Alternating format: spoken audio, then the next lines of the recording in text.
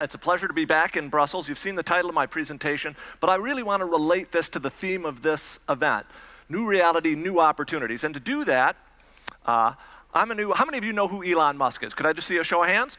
He is the CEO of both SpaceX and Tesla. And let me just give you some examples of our new reality. This is just from 4 days ago. Waiting for there's the engine. Slow it down, lights are deployed.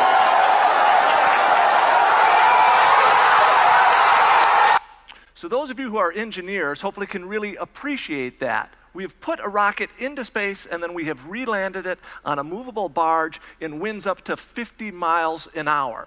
But Elon Musk said, this is the first step to the stars. And you're like, oh, that's a bunch of hyperbole. I don't think so, because here's what they already did. On that rocket that went into space, what they did is they had a cargo load of this very futuristic, inflatable pop-up room. And they have extended the International Space Station. And it is Elon Musk's intention to begin putting tourists up there by 2020. And then he hopes to use the funding for that to go to Mars by 2026. I don't know if he will actually make it, but that rocket is a reality today, and the opportunity is ahead of us. Let me give you another example. This is in his capacity as CEO of Tesla. Just 12 days ago, he announced the new Model 3. And in 12 days, he has already sold 325,000 of those high-powered electric vehicles. Could I just see a show of hands? Did anyone in the audience actually put in an order for one? So that's the reality. The opportunity by 2020, in just 4 years, he hopes to have this gigawatt battery factory operational and producing 500,000 batteries to put into those cars. That's the opportunity. But here's how I want you to think about our reality and the opportunities. And a couple of years ago, I wrote a book all about this. It was called Jump the Curve. And I was writing the book, I came across a wonderful quote from Einstein. And decades ago, he said to scientists, he said, if you can't explain what you're working on to a 6-year-old child, you're a fraud.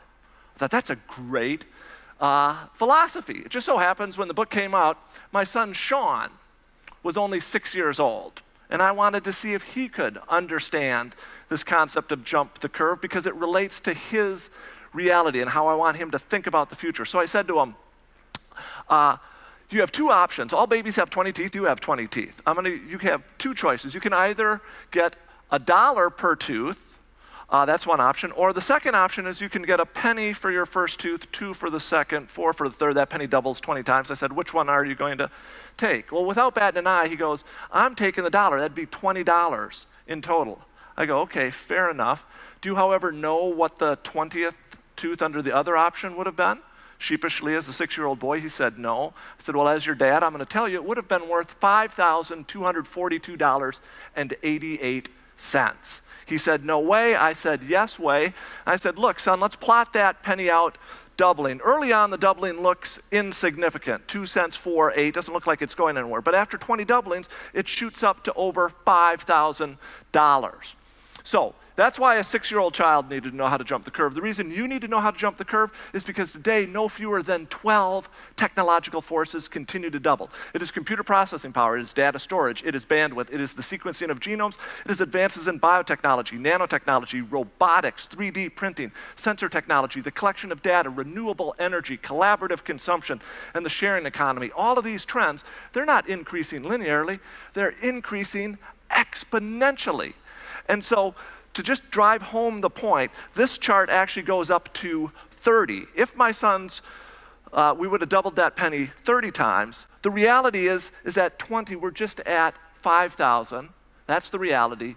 But the opportunity is $5 million. That is how we need to think about the future because we're living in exponential times.